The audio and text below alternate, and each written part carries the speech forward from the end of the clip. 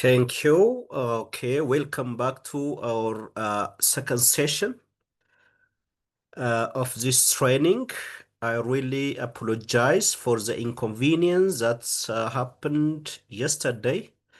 It was due to some network problems. I really apologize for that problem. So this evening we'll be starting about teaching methodologies, but before I do so, we need to recap some of the points that we have discussed yesterday. As you might remember, yesterday we talked about the meaning of teaching, of course, that has to be defined so that we know where we are in our process. And we define teaching as a purposeful and systematic process in which teachers facilitate acquisition of knowledge, skills, and attitude and values in students. In this definition, we emphasize the purposiveness and systematic nature of uh, teaching, where it involves planning, creating safe and motivating environments using variety of instructional strategies, assessment, and of course, creating inspirations creating inspirations. This was what we discussed yesterday. And again, we have talked that teaching is both an art and a science. As a science, it depends on some scientific based evidences. We don't do things as we like as a science, of course. As an art, it really needs how we use those scientific procedures. There's no one way of doing things, and again, it's a science and an art. And again, we try to define what learning is all about, and we have said that learning is simply change of behavior in terms of knowledge, skill, and attitude. We say a student has learned something when there is some kinds of change in knowledge, skill, and attitude of student. So, to fulfill this, we have said that learning normally should be active, continuous, individualized. Like we don't deliver it like one fits for all, and transformative. So these are essential criteria where learning is just measured. And of course, we have said that, well, it's philosophical basically, but we have said that uh, there is no teaching without learning, but there is learning without teaching. We can debate about these points later on at the end of this section. And again, we've talked about that factors influencing learning. Of course, you teach in a classroom, but there are several factors that can affect the teaching learning process that may hamper behavioral change in your students. It could be factors related to the learners, the students, right? Or it could be factors related to the teacher yourself, like the way you manage the classroom, the way you deliver, the learning content, things like that. And sometimes there are some hard subjects that are not that much, easy to grasp. Well, again, that has to be dealt with. And sometimes there are factors related to the learning environments, okay, the school environments. And a teacher need to have certain skills and qualities to be effective in the profession. As I've said yesterday, some are generic skills or life skills that you need to have a successful and a happy life. For example, communication. This is not only for teachers, but also every person needs communication skill. We call them life skill, right? You need to have this communication skill to be a good parent, a good child, a good teacher, a good accountant, a good whatever. So communication skill matters.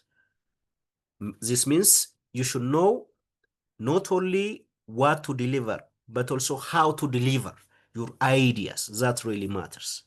Adaptability, yeah, we should not be rigid in that manner. We need to be flexible considering the context at hand. Again, that's another point. Classroom management, which we'll be talking this night, inshallah, and subject matter knowledge are skills. Subject matter knowledge, yeah, you have to have a knowledge of it, actually. If you are a physics teacher, it means you have a very good grasp of physics, unless you can't teach. As we have said, teaching profession is the how of delivering things. So passion, again, very important quality. You need to love teaching. Well, you can't be effective teacher for a simple fact that you can't go into other profession. No, teaching needs passion. You need to be given to the profession. Commitment should be there. So professional development should be there. I mean, you need to learn. You need to read. You need to consult senior staff as to how to deliver different contexts. I mean, contents in different contexts. So, I mean, commitment should be there. You should ask your seniors, read books, watch videos of teaching, things like that. This is how we can be, competent and effective in teaching. Creativity is there. As you have said earlier, teaching is an art. It's not only a science. So if that's the case, creativity should be there. You need to be creative enough in delivering some contents, considering the contexts. And respect, fairness, important, not only for teaching learning, but also for, I mean, as a person. Look, as human being, we need to be fair and respectful to people, whoever they are, irrespective of their culture, gender, ability, maybe ethnicity, religion, whatever. We need to be fair. By the way, this dictates not only the science of education, but also religion.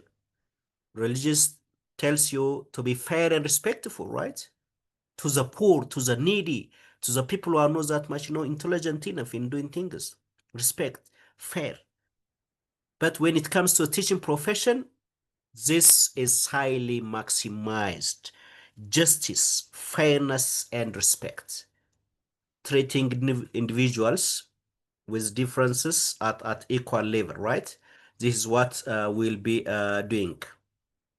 So, look, if you remember yesterday, I told you that one student, uh, no, okay, yeah, one student, uh, okay, do you watch some things that are displayed?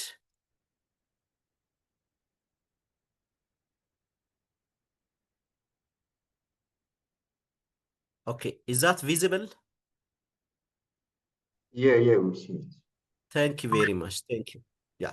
Look, yesterday, one Somali student has a very good innovation about a device that really eliminates the need for heart surgery. This is a picture of that student, which I told you yesterday. Her name is Mariam Noor. It's a PhD student. Look, different medias, report this one differently.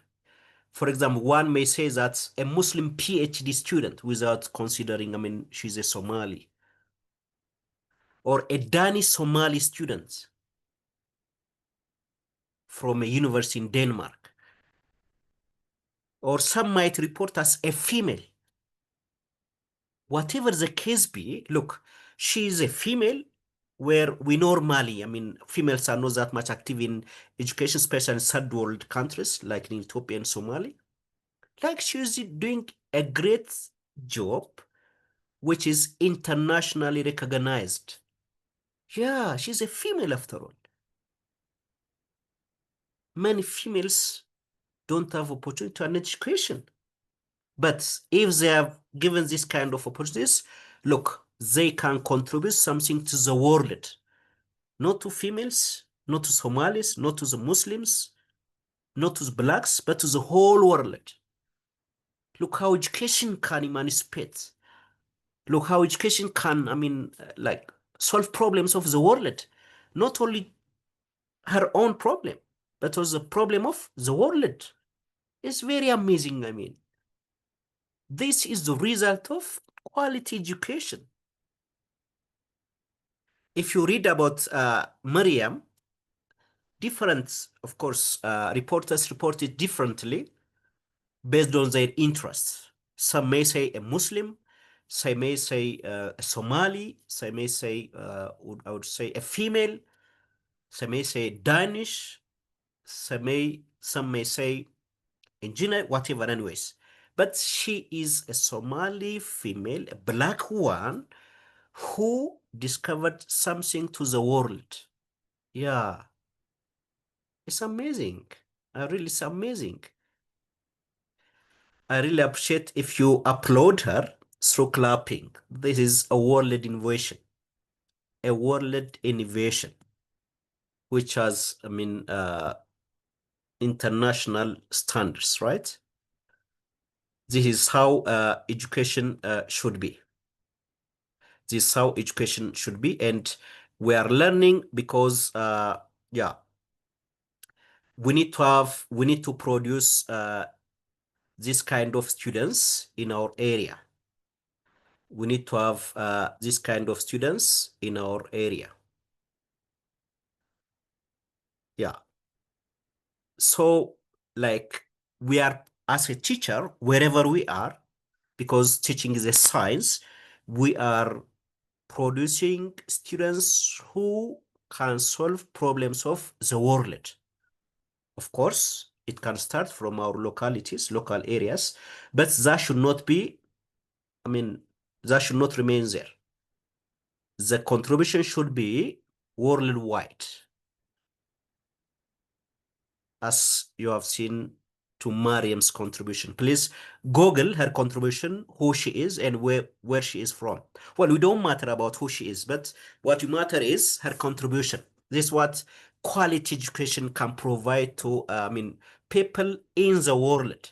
That's why again Hanun and Hanun is struggling to have this quality education process. So this evening, we will be talking about teaching methodologies and approach. As we have said, of course, teaching is a science, and this teaching is a how of a profession. How do you deliver what you know? What you know is the subject matter, but how to deliver what you know is the methodology. So, in order to be an effective teacher, you should be effective in the subject matter knowledge. For example, if you are a physics teacher, you have to know what physics is all about. Yes, we call it subject matter knowledge. Not only that, you should know how to deliver that physics to your students. Look, if you are excellent in subject matter knowledge, but if you are poor in delivering the knowledge you have to your students, well, you can't be effective. You can't be effective. A sharp and effective teacher should know what to teach and how to teach it, which call it methodology, teaching methodology, and which will be uh, discussing, yeah, this evening. Teaching methodologies and approach. Of course, it's a very vast issue. In this case, when you say methodology, we are talking about uh, styles, teaching styles, which you can categorize as traditional versus modern. I don't exactly know your age range, but like we might have different teaching styles depending on, the innovation of technologies and other things. So, anyways, we'll see traditional versus modern teaching styles. Again, another essential qualities of a good teacher is the one that manages the classroom. So we'll see classroom management. Teachers are classroom managers. Look, for a given period of time, be it an hour, half an hour, whatever, you are the manager of a classroom. And that manager has to be, effective. in managing the classroom. So how do you really manage a classroom? We'll see different perspectives of it. And the most and essential part of teaching learning process is assessment. When you say assessment, yeah, we'll see that one actually.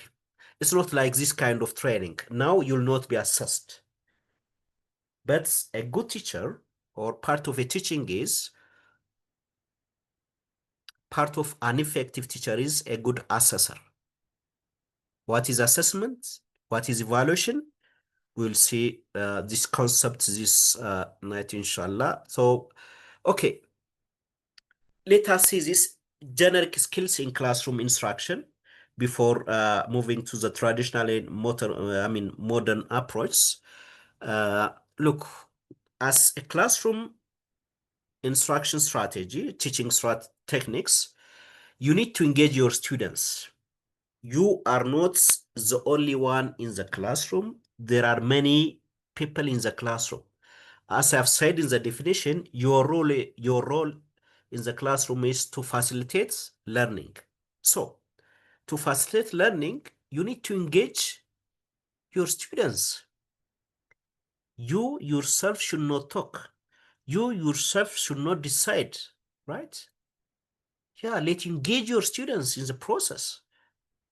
For example, in terms of active learning strategies, we'll see what these techniques are all about, right? And technology, using technology, especially this modern style, and motivating students.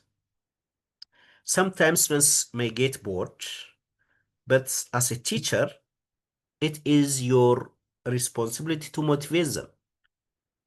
Yeah, teaching is, by the way, a very tiresome job, I tell you, because many responsibilities fall upon you.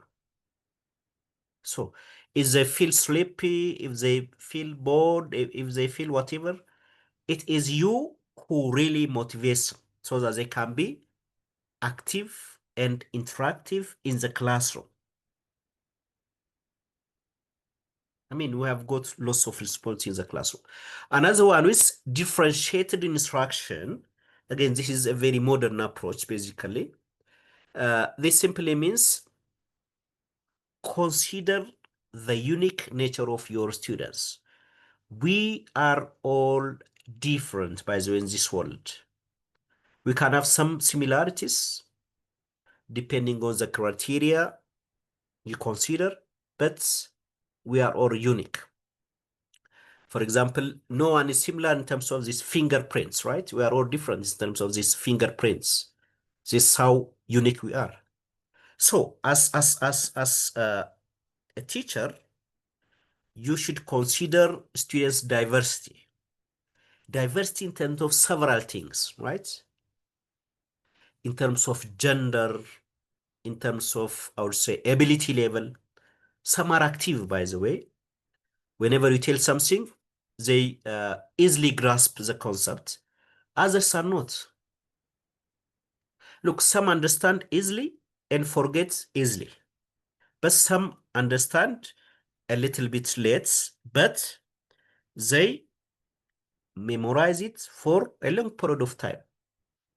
So, as a teacher, you have to identify and differentiate your students. Who is Mr. and Miss X? What is Mr. X good at, bad at, right? So I have to do, I mean, we have to consider that kind of issues.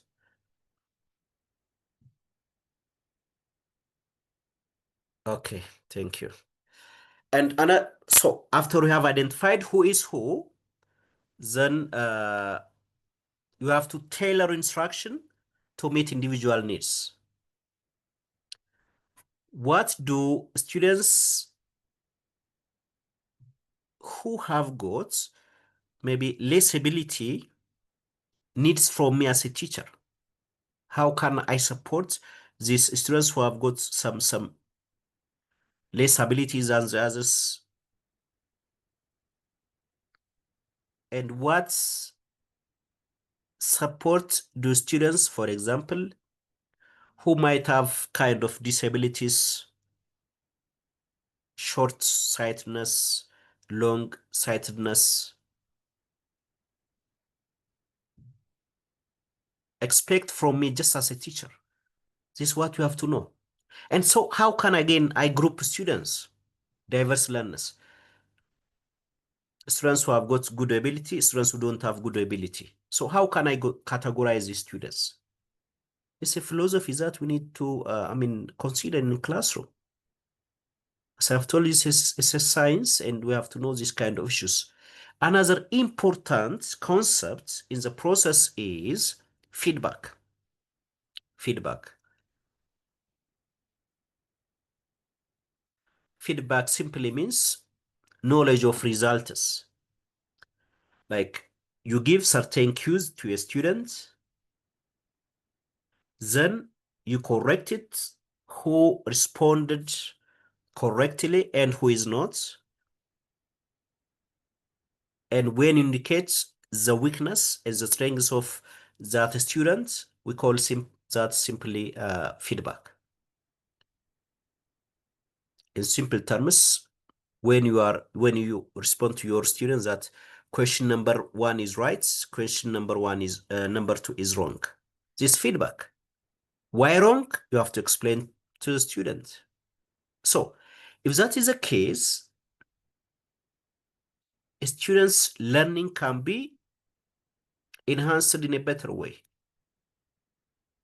And when you deliver this feedback, it has to be timely as much as possible. We call it timely feedback. Timely means a student does some activity right now, then you provide immediately, depending on the context. Like if it is examination, if you examine today, the feedbacks maybe tomorrow, if you can, depending on the context. Let you judge it.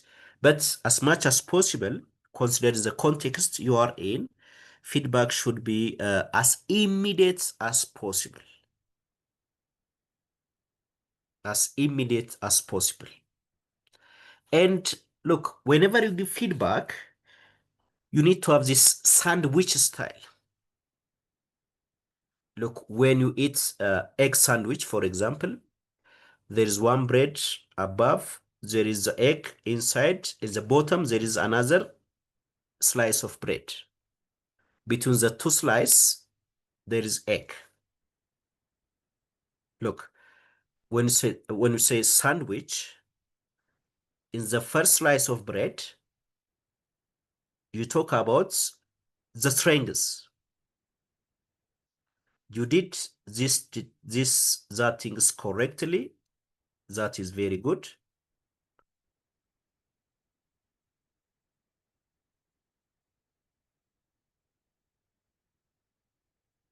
Okay.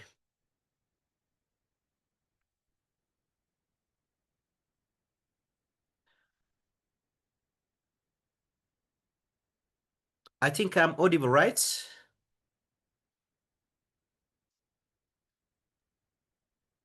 What do you say, Am teacher? I audible? Yeah, everything's okay. Stop the share screen and restart it. Okay. Thank you. Yeah. So, right. So, yeah. And we need to reflect sandwich style. When I say sandwich style, it means that I should, yeah, put something positive about the student's performance. Then in between, I should indicate points that the students need to improve. And later on, still I put some strong points. If that is the case, well, this can do for management at the same time. I mean, like, you should not stress only the negatives. No. Of course, at the same time, you should not stress only the positives. It's a mix because we are human beings. No one is perfect in any profession, in any position, whether we are a teacher or a student. We have to know this fact. So if that's the case, we have strengths and we have weaknesses. But it needs a manner and a strategy when we inform our students their weakness. We should not start with the weakness. No, no, no, no. Let us appraise them for what they have done. We may say that, look, student X, you did this and that thing, and these are very good. I really appreciate that. I acknowledge that. But in this part of your assignment, examination, or whatever, you did this kind of things. And this need to be improved because this is not the way it is. And then later, again, another part of the assignment, I really appreciate the one how you conclude the assignment kind of issues. I know you call it a sandwich. Positive, something constructive. And look, when you comment on the constructive one, we have to tell them,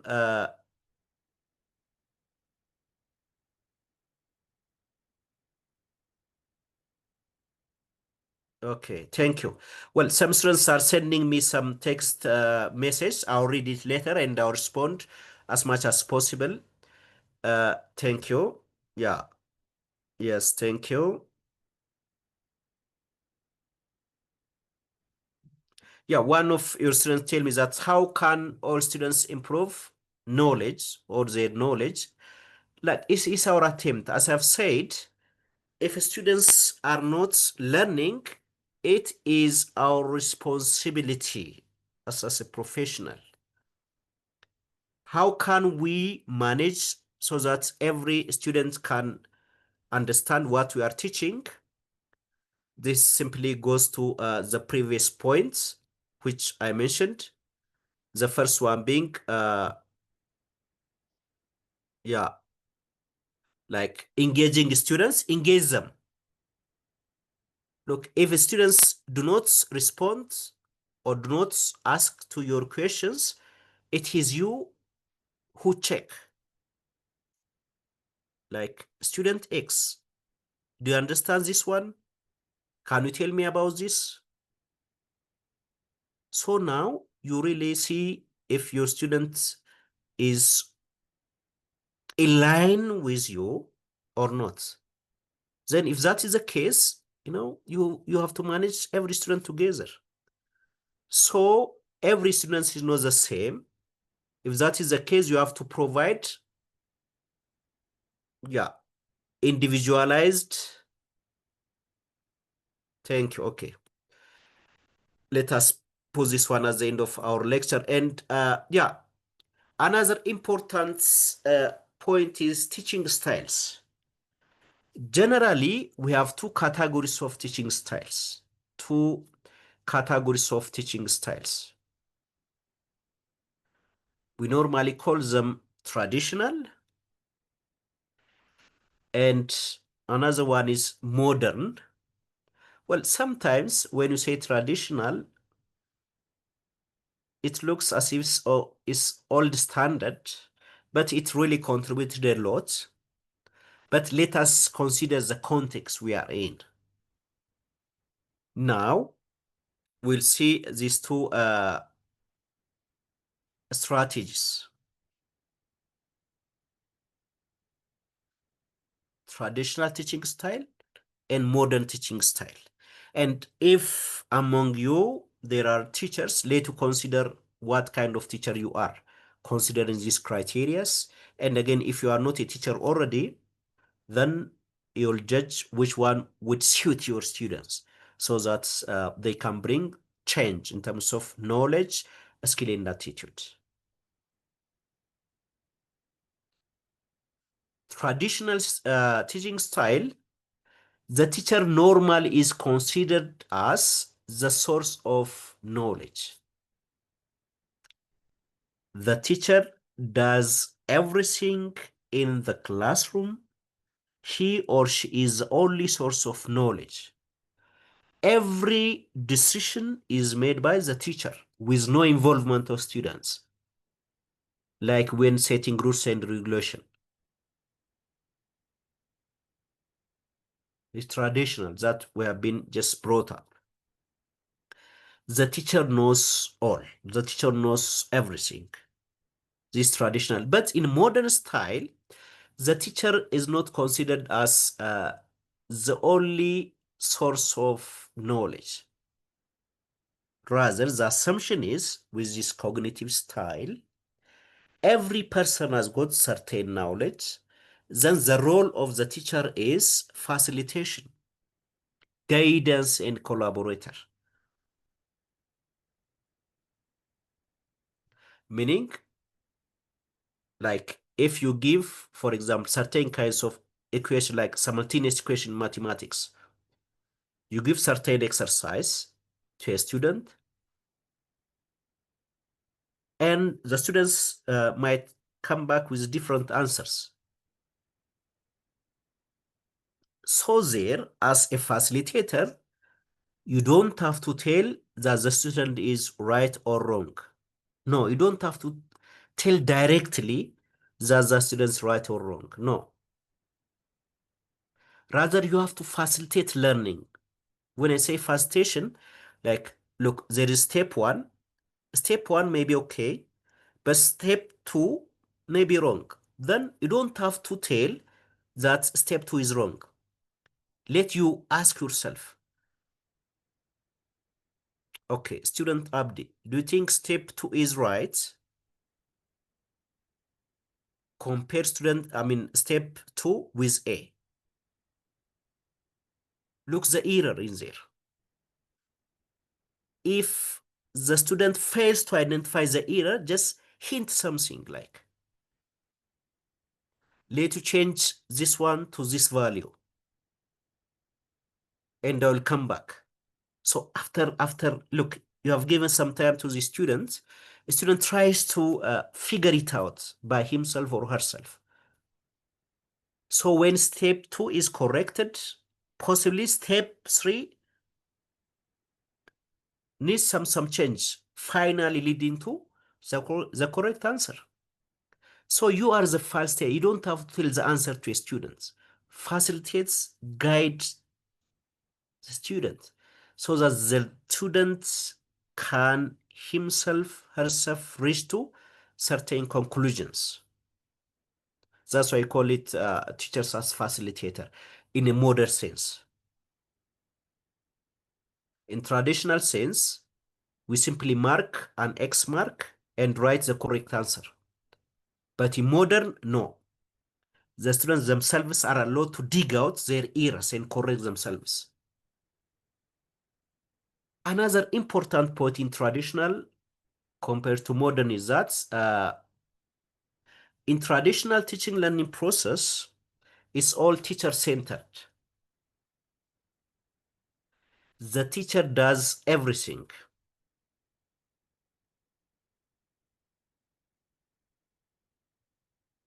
The teacher reads, the teacher teaches, the teacher lectures, and at the end of the day, he or she folds books and get out of the classroom in traditional sense. Students silently listen to what the teacher says because the teacher is the only source, as it has been indicated earlier, right? Because it is simply uh, considered to be the only source of knowledge.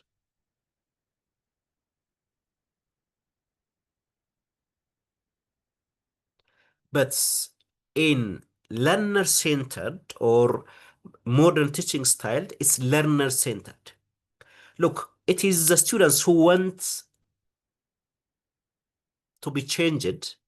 If that is the case, they have to be as the center of teaching learning process, not as a peripheral. We want change in students' behavior. If that's the case, the students should be as the center.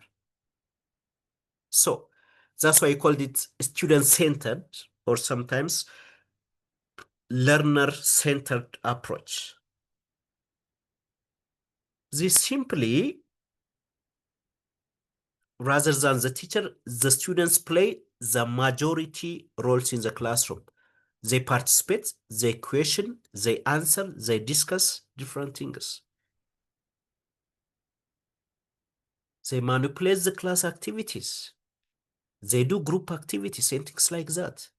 They are not passive enough. Mentally and physically, they are active. Look, unless we arrange this kind of mechanism, it's very difficult to students to get changed in terms of what they know and what they do. So modern approach is student-centered, while traditional one is teacher-centered. The very instance is teachers are active, students are active. Learner-centered, students are active. Teacher-centered, uh, uh, students are passive or teachers are active in the other way. So let to participate. Let students say something about what they are learning. Let them talk about their problems, their understanding and their misunderstanding, and let you facilitate the change. Let them reflect whatever odd ideas they have. This is what learning is all about, right? Yeah, it's exchange of ideas. Students can get changed if they reflect what they think about a certain issue. Another important difference between traditional and modern teaching style is memorization. I mean, look, traditional teaching style dominantly is a memorization process. They memorize, rote learn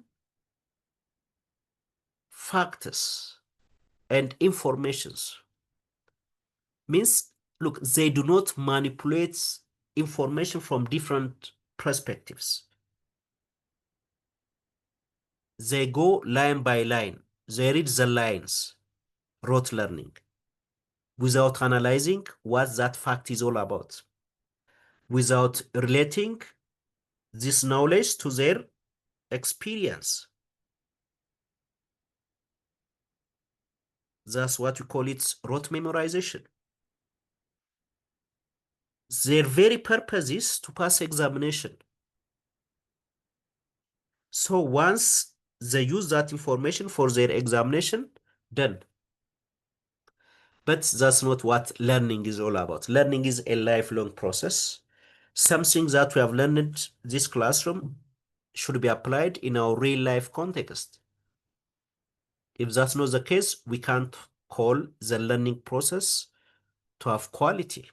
It's not a matter of scoring A or B, or it's not a matter of scoring, 100% or 50%.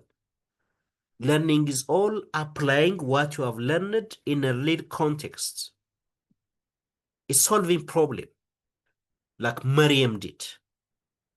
If you learn better, then you should solve your local problem, be it social, political, medical, whatever the case be. And memorization does not equip students with this kind of problem-solving behaviors. But modern teaching style encourages critical thinking and creativity. Look, modern teachers ask why, or encourage students to ask why they are doing thinking that way. In a way, they solve problems of whatever kind. Because the learning should be applied in the real life context. That's why you call it relevance of education. If the curriculum, the content, the subjects you take in schools do not solve local problems, then that's irrelevant. If there are hygiene problems in our area, the education system should encompass hygiene. If there are gender discriminations in our area, the education system should encompass gender fairness. So education is meant to solve problem, by the way. personal, social, and of course, international problems with different magnitudes. So memorization is not what the intent of education is all about. And most teachers, I mean, students sometimes focus on memorization, and the way they design questions foster memorization. Again, that's not okay. We'll see this when we talk about assessment. And in terms of the methods teaching the use, uh, yeah, traditional teaching styles mostly are lectures and direct instruction. Lectures and direct instruction. No other activities in between. So this makes the teacher learning process boring. Look, if students are not active in the classroom, well, they may get bored. So uh, that's why modern teaching approach, which we normally call it interactive method, is highly encouraged. Interactive, because students should own the learning content, like project work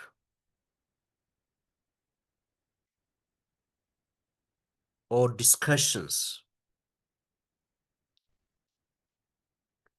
or experiential learning, call it, like you may give certain exercise and like magnets, if you want, in physics, you simply tell them to check that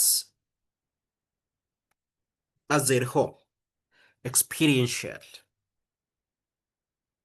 or gravity or whatever. I mean, it has to reflect the real context of their life rather than simple lecturing and rote memorization, because that's not the purpose of uh, teaching learning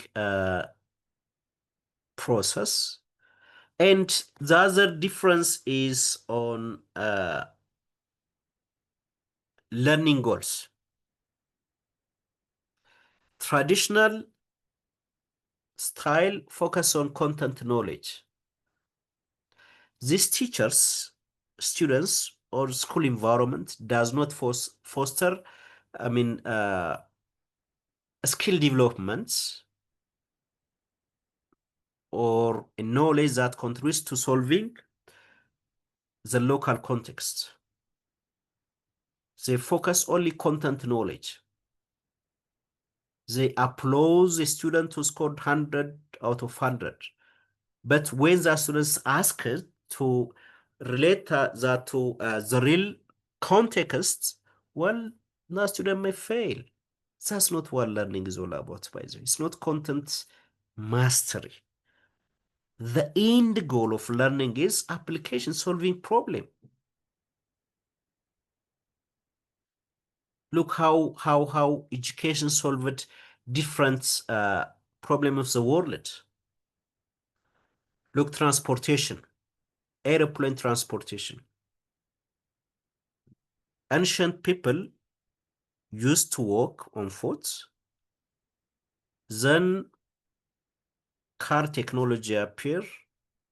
Then ship technology. Now in time of aeroplanes and things like that. This is the result of learning, applying what students have learned in the classroom to solving the real world problem. Look, the current warfare. Now we are not that much, I mean, appreciated because we have got, I mean, large population, human size, because it's the age of drones. You can see Russia and Ukraine fighting in drones. They don't need that much human power. I mean, of course, we are applying education for the wrong purpose, but still, it's how you use it. Look, the current technology you have in money exchange in Somali areas, for example. You transfer money and you use these mobile banking systems to transfer money because you don't have to carry a large amount of money and you may be exposed to robbery and things like that. That's the result of technology. Look, COVID-19, now you don't feel it, anymore because scientists who have, well educated apply their knowledge to the problem that really arises. This is what teaching learning is all about. So it's not about memorization. It's not about content knowledge. It's all about solving problem. A problem that matters around us. So look, you yourself can compare as to which teaching styles can solve your problem, your family problem, your novel neighborhood problem, your local area problem, international problem. Yeah, think of it. And I mean, that's how two different teaching styles are all about. This does not mean that, this like teacher centered is 100% okay, student centered is hundreds of wrong, but we need to consider contexts at times. Okay, so this is what modern and of course traditional teaching styles are all about. But if these are teaching style, teachers prefer certain teaching styles. Even sometimes the school, I mean, maybe promotes some teaching style. There are learning style at the same time. Learning styles. Look, use certain teaching style. Students, I mean, use certain teaching style. Students have got certain learning styles. So you should consider not only your teaching styles, but also how your students approach learning. The two should match. If your students are using a wrong approach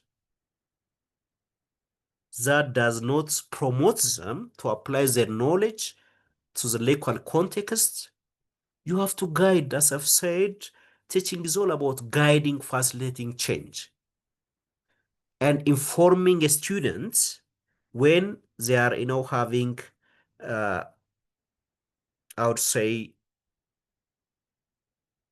a wrong approach to learning. So we have basically three approaches to learning. It's not your activity actually, but it's students' approach to learning. Whatever style you teach, students have got certain learning approach. So we have these three approach. We call it deep, surface, and strategic. These are the three approaches: deep, surface, and strategics. So, well, there are many differences among the three styles, but this evening we'll be considering only three important distinctions among the three approaches that your students follow. The moment I describe each approach, I hope if there are students online who are attending this lecture would figure out or would identify their students who they think uh, are following or using each of the approach I'll be describing. Deep approach, students with this approach normally focus on the underlying meaning of the learning content. Look, they ask why this happened. Why is the reason? Or how can this happen? Kind of question. So they want to know the foundations of the learning content, the meaning.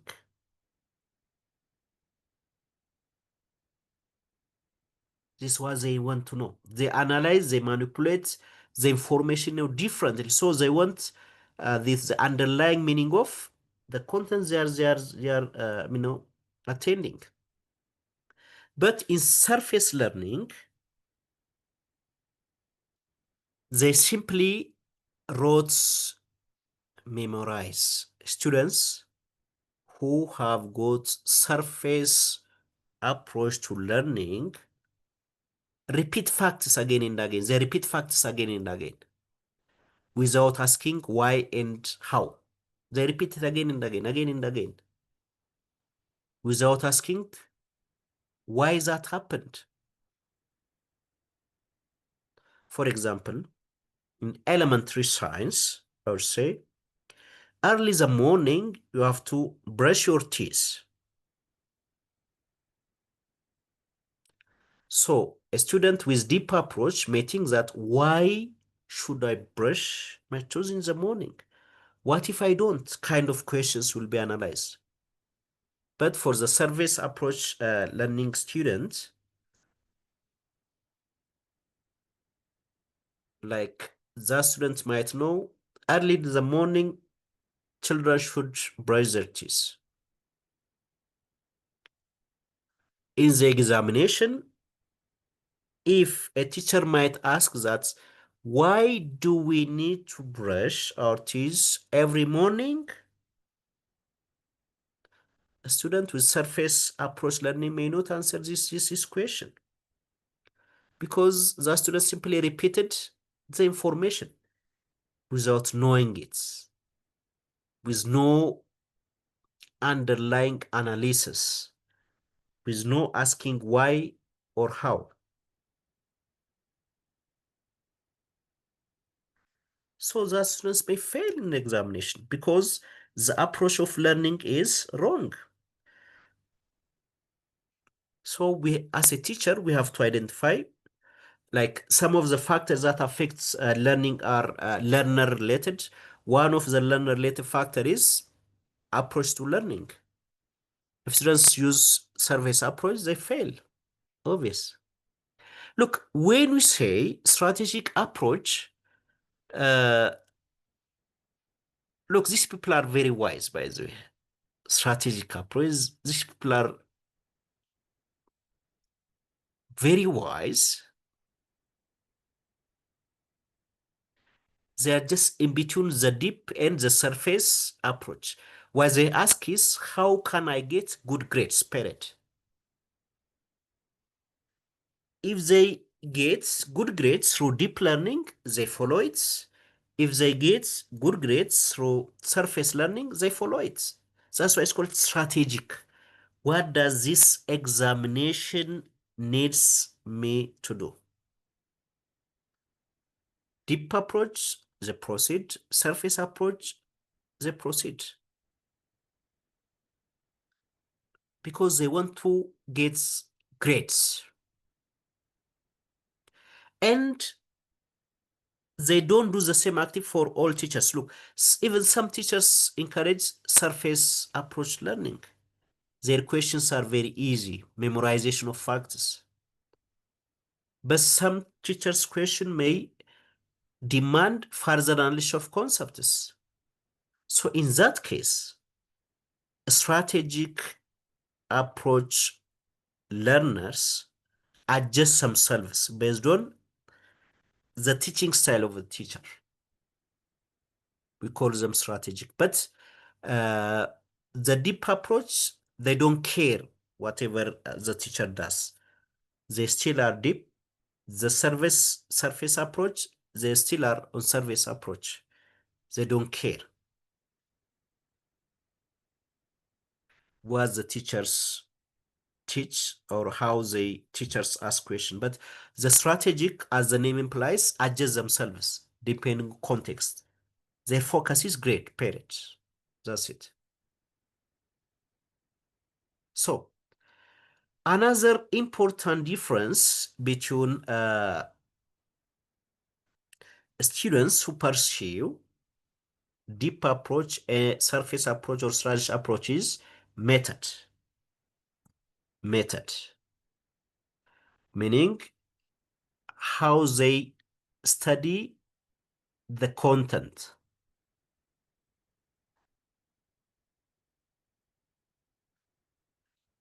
As you might guess, in deep approach, students are involved in critical thinking, making connection between ideas and relating new knowledge to existing ones. That means they manipulate the information differently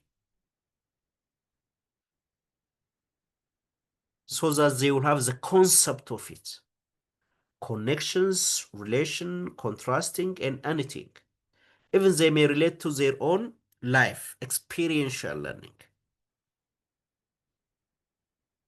till they get satisfied, till they get the concept of it. So the learning methods are all different, right? They manipulate information differently so that they can know the concept of it. They dig deep. They dig very deep down. Look, when you construct a house, the basement should be, dig down, but of course, depending on certain reasonable depths. This is what deep learners normally do. But surface approach learners they're very passive.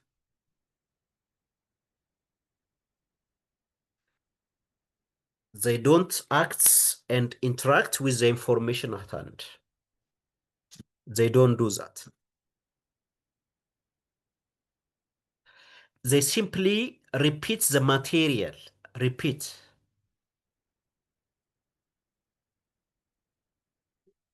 Like, what's biology?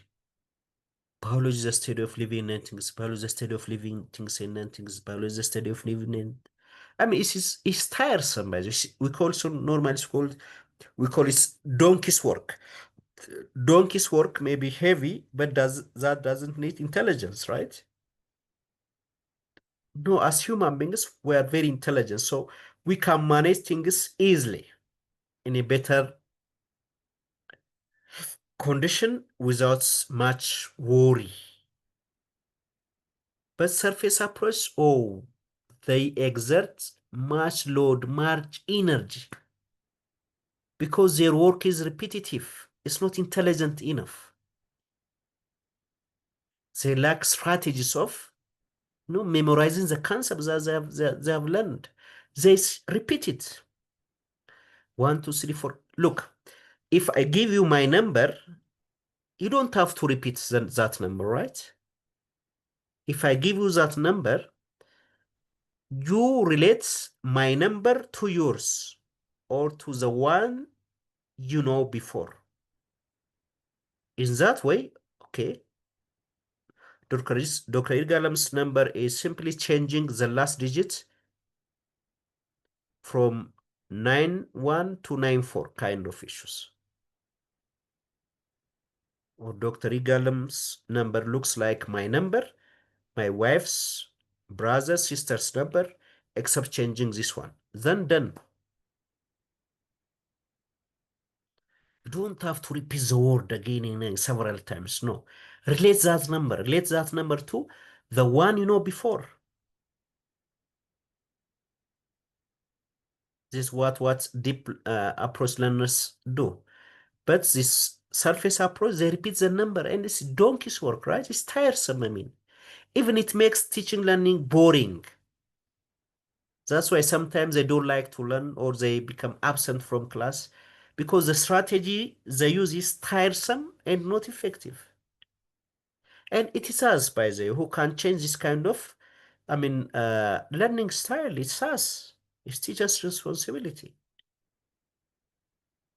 We need to change them in a way that can be effective and tireless rather than tiresome as they're doing, right? So we have to support them that way. And strategic approach, look, as I've tried to say that they are very intelligent in doing things, very intelligent. When I say intelligent, they want to get grades, then they do the strategies that earn them the grade. For example, they organize their study time and they may use specific strategies during exam preparation. For example, they may produce short notes,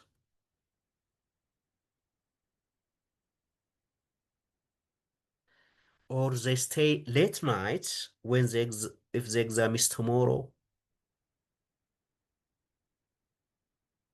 and things like that. Anyways, but at the end of the day, they want to produce some good grades. Again, this is not encouraging, but this is lack of quality education. And we need to shape them. Whatever activities you give to your students, let them relate to their life contexts, local contexts, continental contexts, right? How do you apply this method in Somali context, for example? Ask them. What about in European contexts? And things like that. So if that is the case, you are supporting your students to apply what they have learning to solve their own problems. And finally, the third one is outcome.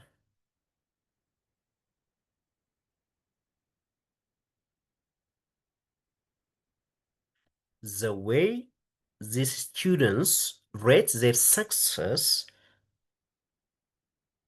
varies. For example, the students who normally use deep learning approach measures success in terms of his or her understanding in applying the knowledge to local context, to his or her day-to-day life.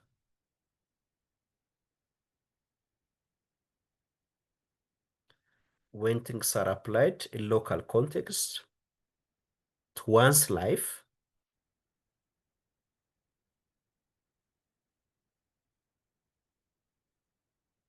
then that's what success is all about. But a student who normally approach a service learning style consider outcomes in terms of failure avoidance. This student went, by the way, a pass mark, 50 out of 100.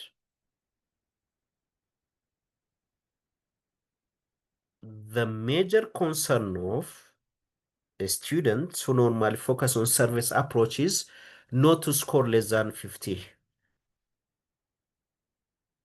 to pass, to pass, to pass, to pass.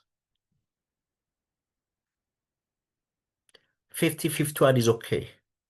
The question that he or she asks herself or himself is, did I score more than 50? Period. 51, 52, 53 is okay, satisfactory. And that's the report that I have passed this examination or whatever. And the outcome in strategic approach really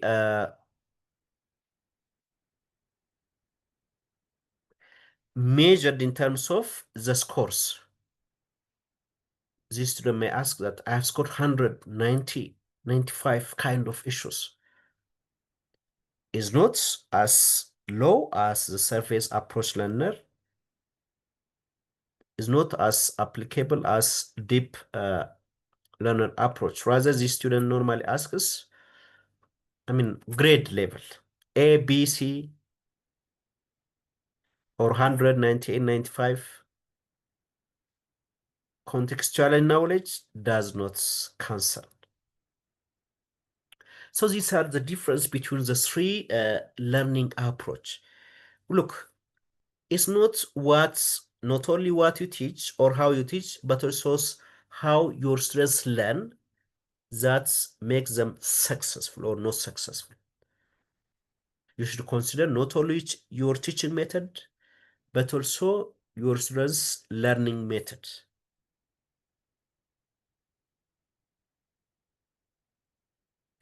And every teachers conduct research, by the way, and one of the research is simply to analyze this kind of difference among students. So the main question is, how can teachers positively influence students' learning approach? Positively.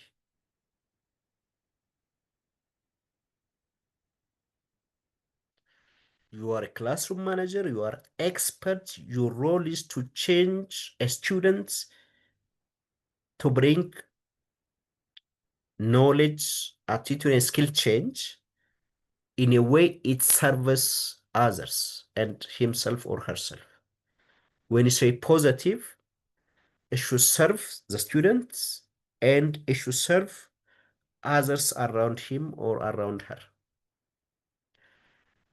I mean, teaching does not serve selfish interest. Teaching is all about creating responsibility in each person's life. You do something and ask if your action can affect others. If it is yes, you have to stop it. So that's why positive change is all about. Anyways, so teachers can make different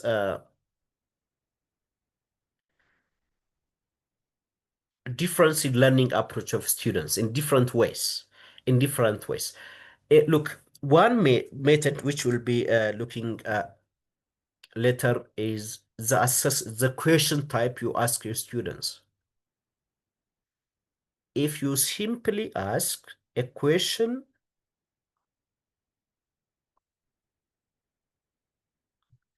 that asks memorization, then students will engage in surface learning approach. Because your question itself demands memorization. That's it.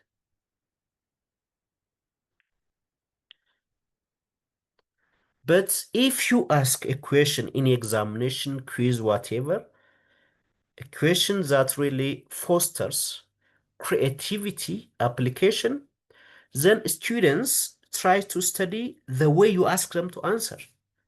So your assessment type can guide your students' learning approach. And watch yourself in that case.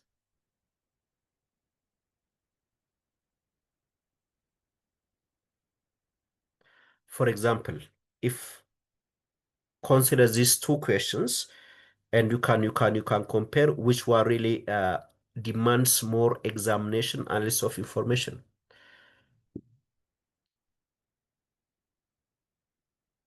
For example, this question, like, when was the end of Ziad Barre's regime in Somalia? When was the end of Ziad Barre's regime in Somalia? This is question number one. And why did Ziad Barre's regime ended in Somalia? What were the reasons?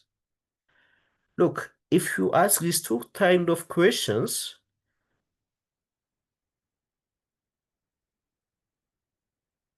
yeah, the way the two questions demand processing information is different, right? The second one is further investigation, the why question. Why did that really happen? Was there, I mean, foreign interference? Was Yarbares inefficiency cause that one? Was whatever reasons there be. But when is very simple. You simply cite the date and period. This does not need further, I mean, analysis. Even donkeys can answer this question. So look, the way you ask your questions, I mean, your students certain questions can shape the way your students learn. So you need to be very careful in this kind of issues. So these are, teaching and learning approach, pedagogics. That's not all about teaching. As I've said earlier, teaching demands you to be a very good classroom manager. Given whatever time you have at hand, you are the manager of that classroom, like the leader of a country or a leader of a region or a police officer of certain, districts. You are there in the classroom, right? You are there in the classroom. So classroom management simply means how can you really create a positive, constructive energy in the classroom so that students can achieve the learning objectives in classroom. Say you are there in the classroom to teach arithmetics, then what you should ask is, how can I really manage this classroom so that my students can be effective, efficient in knowing arithmetics? This should be the question you'll be asking in that classroom. That's how you tend to be a very good classroom manager. Like a manager of, you can call it a bank manager, whatever manager, a leader in a country, a region, a district. Those people manage different strategies to make their country, region, district, organization effective. So how you, as a classroom manager, manage these things in a way that fosters positivity, produce productive environments, minimize disruptions and errors. Maybe in a country, you may call it violence, whatever.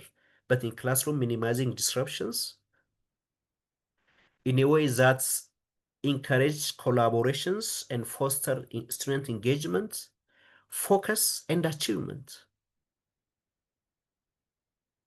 Look, there are certain strategies that we employ to make that classroom a very positive, conducive learning environment where your students can maximize their effort with no limitation at all, with no disruptions of any kind, be it internal, external.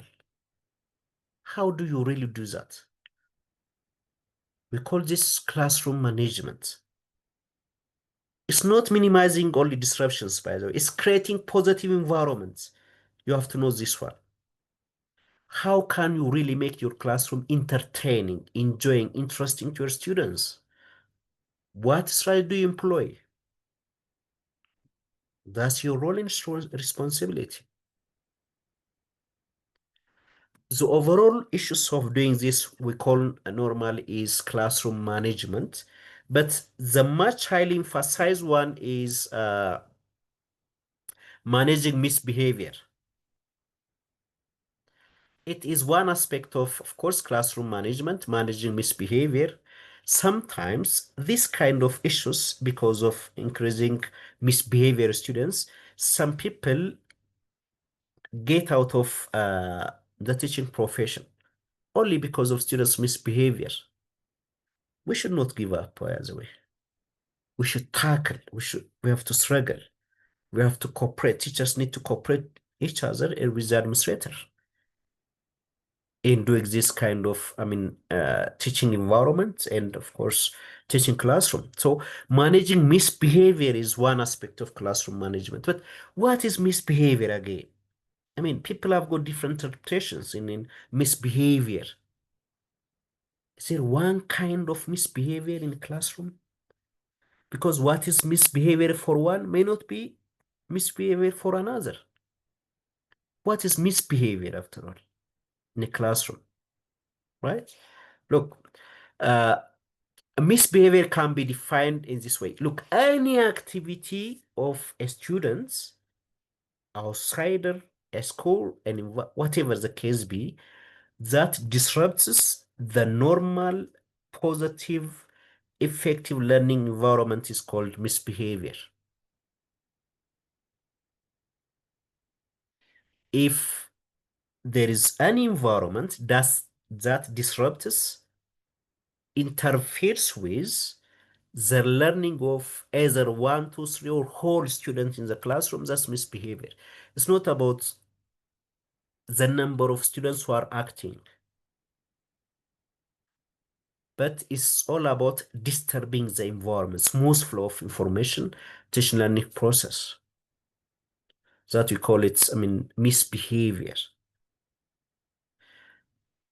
Look, if there are 50 students in a classroom, if 49 of them speak at the same time, most of them are doing it. So that's a misbehavior actually, because we do not submit because the majority of students are doing it. No. Even if a single student is being affected, when I say affected, I mean missing the intended goal of the classroom, learning. That's a misbehavior. Anything that interferes with the teaching learning process, that's a misbehavior. Sometimes, like for example, talking or shouting without permission in classroom, like side talks, talking with friends, it's misbehavior. Because when these two students talk, first, it disrupts the learning of other students. Plus, these students themselves do not attend the lesson and they may fail. They can't be successful. That's a misbehavior because that really affects their learning and their friends' learning. Others can be like refusing to follow instructions. Look, whatever instructions there, the teacher puts this instruction for the success of the students, by the way. We have to know this one. Teachers are meant to, help students to succeed. They are not against success of students. So whatever instruction they put is all about for the purpose of change, positive change students. So that can be honestly fostered and maintained. Let me say this example like, well, it may looks odd, but if that is an action, we have to adhere to it, like this one. The teacher may say that uh, do not write when I teach you, when I speak. I will later give you handouts to read. Or do not copy from the board when I'm teaching. I will give you time to copy the notes from the blackboard.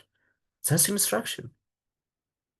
So if you are writing while after the teacher's instruction, that's a violation, by the way, because you are refusing to follow.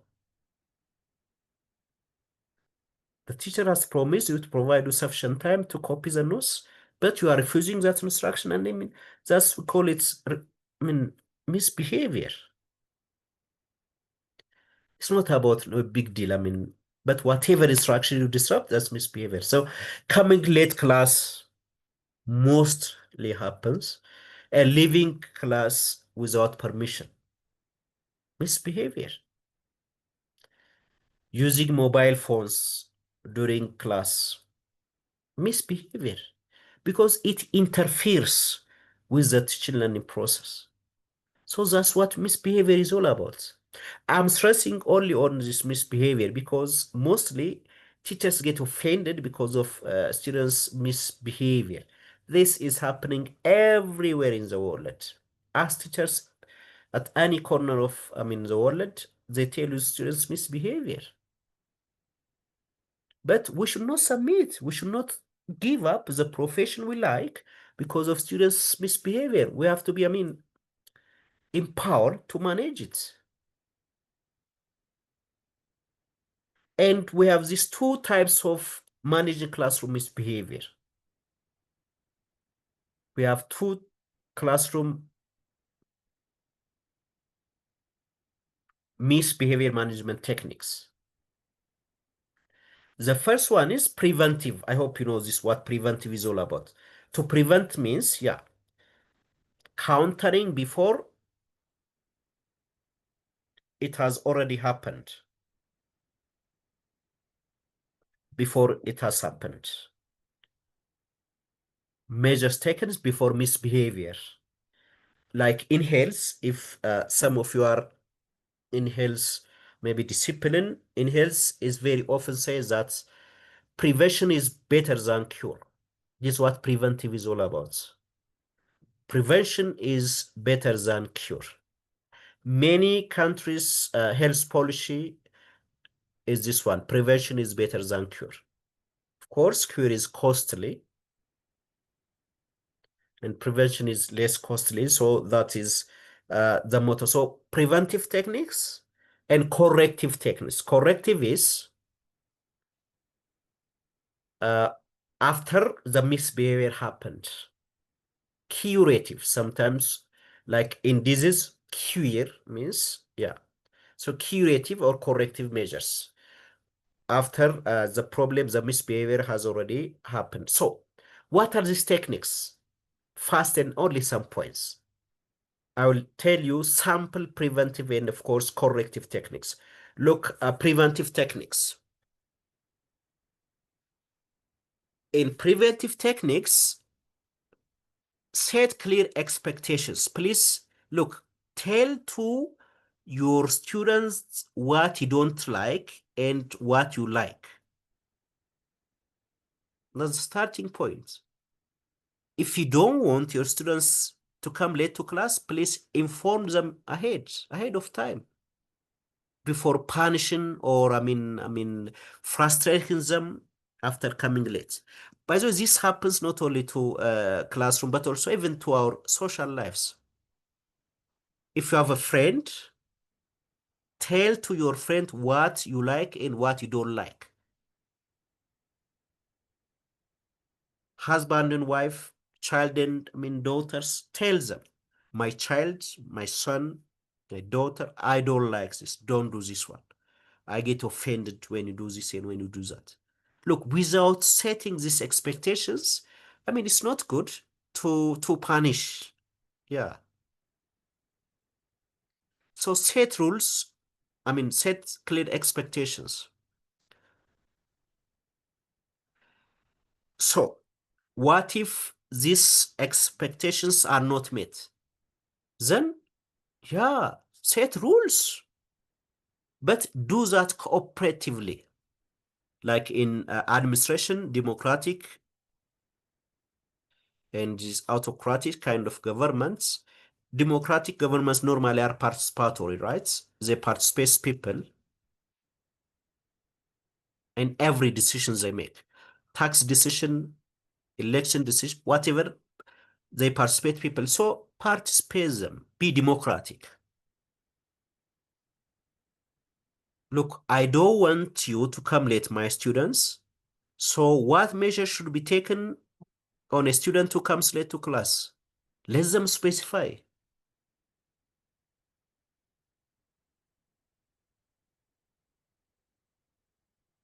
And they have to adhere to it because it's the rule that's made by them and by you together. They own it. Look, when you make participatory decision making, participatory rule making, they honor it. It's my rule. This is what they say. It's not a rule comes from outside the teacher. It's my rule because the teacher has asked me to draft and he accepted in kind of issues, right? So that is the case. Let you make it collaboratively because your students can cooperate and displays them in a way it is visible, right? You may write that in a very big poster and post it on a wall. And students remember it. Students remember it because it's their own rule. That's prevention. Another one is, of course, sometimes our teaching methods can be, I mean, may not be that much effective. Students might get bored, especially if we talk a lot and if you I mean, control everything. Look, as human beings, we want to participate in things. We want to express our feeling, emotions, knowledge, confusions to a teacher or to any person. So give them chance to do so. If not, they may talk to their friend, and you may consider that as a misbehavior. I mean, that's not okay. So let you improve your teaching method so that it should not be boring to your students. Let you make it attractive. Let you make it interactive. Let you students participate physically and mentally. Then they get alert to it. Another prevention method is praising it, praising it. By the way, we don't do that one. We don't do that one. Praise, I mean, simple words. Whenever your students do something good, praise them. Thank you. I appreciate that. Clap your hands for him for kind of things. Thank you, my friend, naming that person. Thank you, Muhammad, for supporting me, for doing this. I really appreciate that one. So it's positivity. Praise them, praise them. Do not focus on the negative. Yeah, most of us focus, look, what you don't have. As a person, we have so many things, but we don't consider the positives. So let you consider the positive to your students. No one is perfect, as I've told you. No one is 100% good, no one is 100% bad. A mix of it. So look, when you foster the positive, look, you are, I would say, you are giving them responsibility to continue it. Thank you, Miss Aisha, for completing your assignments. Your assignment is very good. You did question number 1 through 3 wisely. I really appreciate one. But question number 4 needs some improvements because you might have seen that one in this direction, but let you consider from this direction. But the 5th one is very good. Keep it up. Now, perfect. You are shaping the students, and after that, the students tries to attend you carefully. So, I mean, again, incentives, provision, praising are important. Do not start, not only, I mean, to students, but to your friend or your wife, children, with a negative. Start with something positive. My child, I love you. I appreciate you because now you have been to school. Now you came back. You changed your clothes and doing this and that. Thank you very much. Now, why don't you start your assignment? Kind of things. Even not ordering, right? What if you start? So when you, rather than study right now, if you ask these kind of questions, look, they accept it in a better one because sometimes people need these kind of things, right? So let you do that one. Interest boosting humor is okay. You need to smile, by the way. As a teacher, you need to smile like journalists. Sometimes you need to tell jokes. Even if you can't, why don't you ask someone to tell joke? Like after certain instruction, after students complete some discussions, after, or I mean, the context may create.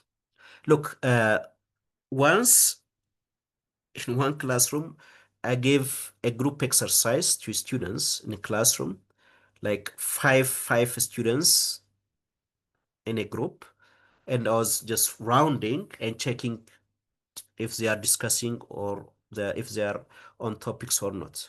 And while I was moving, one student laughs a lot, laughs a lot.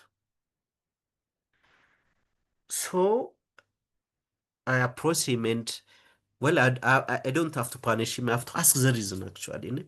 Okay, I called his name and, why are you laughing? Okay, teacher, one idea came to mind. What was the idea? I was thinking that, like, as I've told you, they were that in 5 groups, one group having 5 members. So, like, I was thinking that what if our teacher, me, it means me, ordered us to get married to each other. He was counting the number of males and females in each group. And what if a teacher, I don't exactly, I mean, well, that was very amazing. Actually, the whole students laughed at it. Well, I mean, you have to make this class very entertaining, kind of this one. It's how students learn. Anyways, so let you make your classroom humorous, and it's preventive one. But, well, we are not okay, we are not perfect at times. No, students, I mean, misbehavior can happen. All students are not the same. So, what do you do? Different strategies. Number one, maybe subtle body language can be there, right? We call it, you subtly show a sign that that student is not in the right order, and signaling that he or herself should control the misbehavior. Signal. They know, by the way, students. When you know that you are aware that they are doing something, yeah, they stop it. Subtle, subtle kind of signs, kind of body language of different kind. You can do that. And sometimes proximity might control. Look, you may move around that student. You may move around that student. Okay. Again, that can do. And again, if the student still cannot hold himself or herself, you may have this private conversation with student. Like, let you make it private. I mean, sometimes you don't know what people are facing, why students are facing. Rather than doing in the whole classroom, let you approach and say that, my friend, what are you doing with one? Is there any problem? Is there anything that bothers you? Well, let you hear from the students rather than propagating, I mean, in the classroom.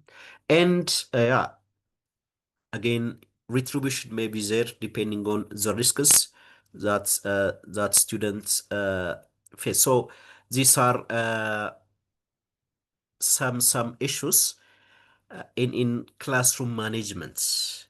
And the final part to this session is assessment and evaluation of learning. Assessment and evaluation of learning. Look, we can't call teaching without assessment as effective. If there is teaching, there must be evaluation. Yes. We can't think of teaching without evaluation. A good teacher is a good assessor. A good teacher is a good evaluator. Subject matter knowledge is one, classroom management is another one, and teaching methodology is still another skill effective teacher should have. And the other one is, of course, assessment and evaluation. At the end, you'll be assessed. Students will be assessed. And I have a very, I mean, huge experience in teaching universities and somewhere. And look, the major conflicts between students and teacher is like when they get assessed. During assessments, during evaluation, that's where the conflict starts. In my experience, students do not complain if you skip class. Students do not complain, say, because of, for example, your teaching methodology. Students, I say most students, do not complain if you skip contents, like if you don't cover chapter 2. Well, they are okay.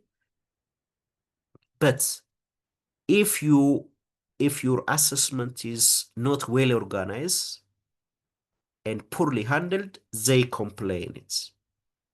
Yeah, they don't stand with it. They really complain. So, I mean, yeah, assessment and evaluation is very, very critical in that regard. So, but what is assessment after all? By the way, in the teacher education curriculum, Hanun, assessments, classroom management, teach material, essential part of the teacher learning curriculum. We have the courses. As I have told you the other day when we start the program, is kind of introduction, foundations of teaching, the basics. When you go deeper to it, everything will be again translated. So assessment simply is a process of collecting information about your students' performance. That's it. You continuous gather information. Say, if you are a language teacher, you may check the students in terms of his or spoken skill, written skill, reading skill, listening skill. These four skills, for example. And you do this continuously. And you do this using variety of techniques. You give written examination, written cues, presentation, assignments, group discussions, peer presentations, or whatever the case.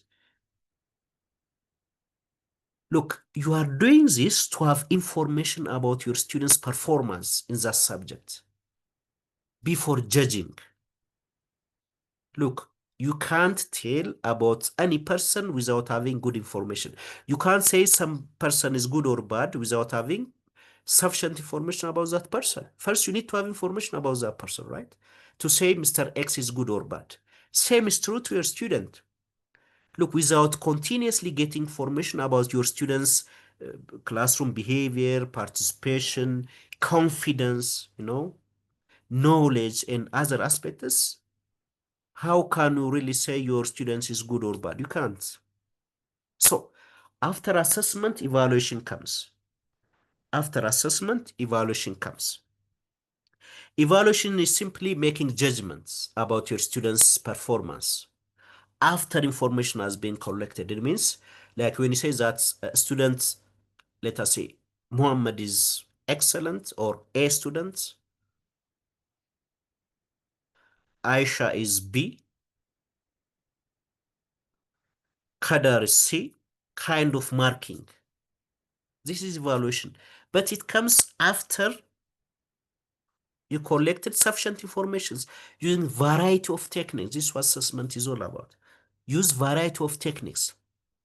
Group exercise, individual exercise, cues, project work, assignments, presentations, written exercise.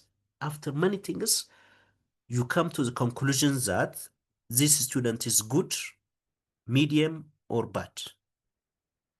This conclusion judgment is called evaluation, right? This is called evaluation. It's a process of making judgment about your student's performance in a classroom. In university, you call it A, B, C, D. This evaluation. We say A, B, C after employing different assessments. Assessment is simply information to how the student is performing in the classroom and of course outside, depending on the objectives of the course. It all depends on objectives. What does the objectives of the course demand? Then you assess that objective, and at the end of the day, you evaluate, saying this student is good, and kind of is. So this integral aspect of assessment, by the way, is very essential for teachers and for students. For example, for teachers, it tries to help the teachers to identify students' needs. Look, if you administer a quiz out of 10, and if most of your students scored 0 out of 10, well, That's a message to you. Where is the problem? Is it due to my instruction method? Is it due to students? Is it to do in teach learning approach? Is it due to the environment? Is it due to the time I administrate the exam? Yeah, it helps. I mean, it gives you information.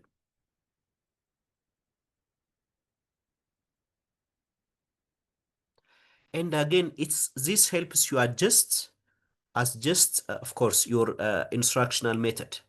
And for students, it's a feedback actually. Look, human beings compare themselves with other, not only in classroom, but also in life. In terms of wealth, we compare each other. How am I doing? How are my neighbors doing? You compare each other. Beauty, you compare it, even country resources, you compare each other. Ability, you compare each other. Because human beings are one who compare to each other. So in that case, it really motivates students. How am I doing in relation to my friend X? Am I the top five, the middle, bottom five? So that's information. Assessment is giving information, by the way, to the teacher and students. It's a feedback. So the student himself or herself can adjust that learning mechanism. And it's very important assessment, by the way. Don't make it that much, I mean, boresome. Make it entertaining because it's part and parcel of teaching learning process, and we can't avoid it if you like it or if you don't like it. So that's what assessment is all about. We have two different types of assessment: formative and summative. Formative is the one that is conducted every time while the class is going. For example, if we have a one semester course, that formative assessment happens every time. It could be during the teaching hours, after a week, after a month, after 2 months, in terms of mid-semester exam and things like that. So we call it formative. Cues, class discussion, informal observation, and things like that. And the very purpose of it is to improve, right? Like once you assess them, you may give it feedback like students are not doing very well. Let me do this one. Let me change this one. Let me give this exercise. Let me convert this one to this one. Let me make this a group exercise because individually they are not performing very good. Or let me make it individual exercise because as a group, most students are doing well. So let me see individual achievement, individual, I mean, performance of each is, well, we can manipulate different ways depending on the context. So we call it formative. Summative is final examination that happens at the end of instruction. So these are the two types of instruction. So inshallah, tomorrow we'll be talking about preparing for a teaching career, the final third uh, time. So that's the end of my presentation. Now let me